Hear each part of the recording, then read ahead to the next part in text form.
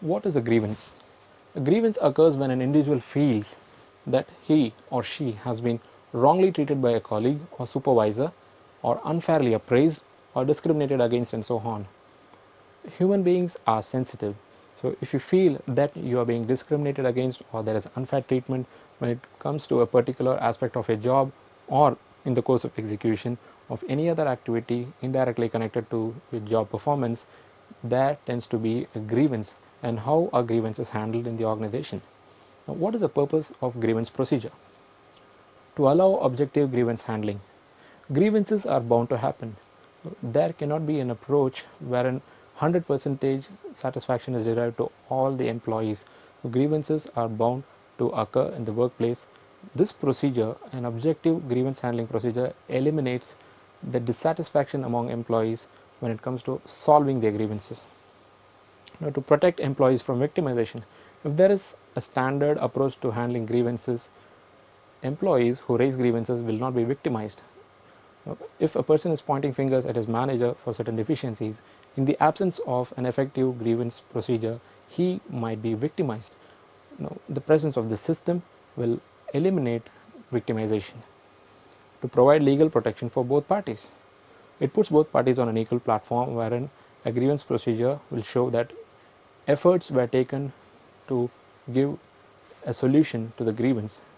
If this incident blows out of proportion and lands in a different platform, you will have a solid ground to tackle it legally. To encourage grievance airing, grievance is not always negative. You as an employer need to understand what are the grievances of your workforce. So it encourages grievances so that you can tune your HR initiatives to tackle those grievances and solve employees' problems. To facilitate full and fair investigation, an objective grievance procedure gives you an opportunity to investigate in a full and fair manner the complete aspect of the grievance.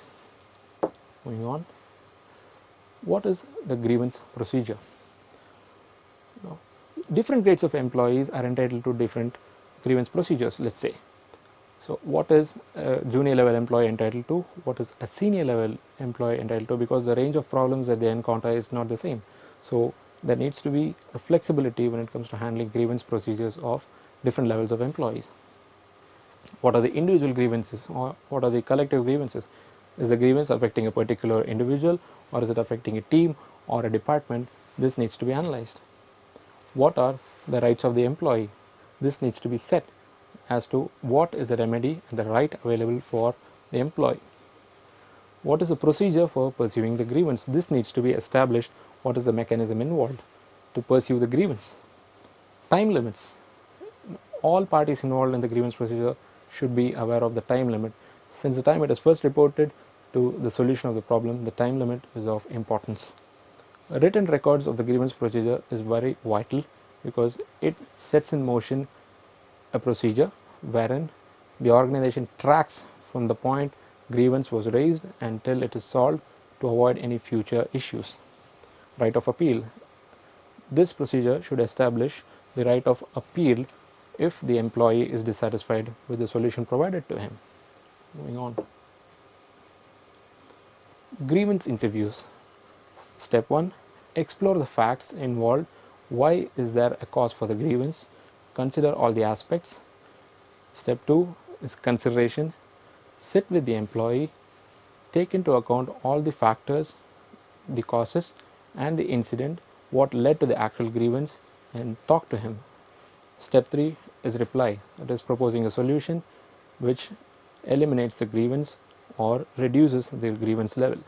So these are the 3 steps involved in grievance interviews. Performance counseling. How do you tackle the problem of poor performance or inadequate performance? Now, what are the reasons for poor performance? It might be a very basic thing such as the suitability of the job. Mr. A will not be suitable for a particular job but still is carrying on due to other reasons. This in itself can lead to reduced job performance. Personality factors. Now, is employee A having the right personality to tackle with this kind of job performance and his environment? Factors outside the work situation. problems in his work life, his financial problems, there might be a death in the family, there might be other incidents which is pulling him down from 100% job performance. Problems with job design, this is not the fault of an individual, it is because of a poorly designed job, or it's a management style which is very hard, and the work layout, it might be poor work environment, or the team is not supporting his performance. So these are the reasons, some of the few to mention, for poor performance. What is the performance counseling process? It is a 4-step process. First, counsel the individual.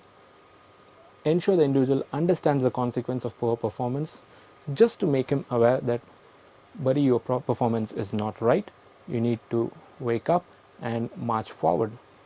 So you need to understand the real consequences of your poor performance.